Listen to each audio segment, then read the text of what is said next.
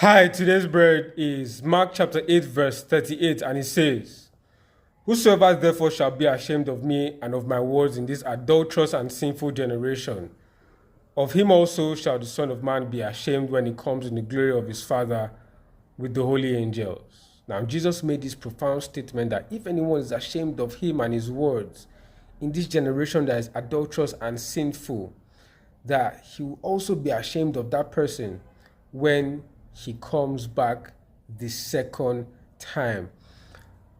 Now, there's actually a tendency to be ashamed of Jesus and his words, according to this, because if there wasn't, he wouldn't have said this.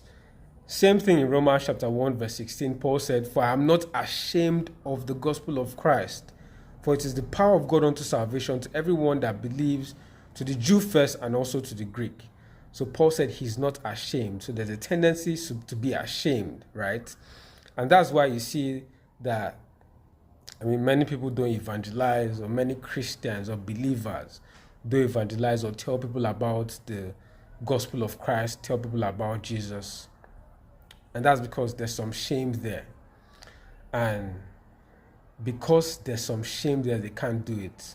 And Jesus said that if anyone is ashamed, maybe because it may not be popular opinion where they are, maybe they are surrounded by unbelievers, people that are not Christians, right?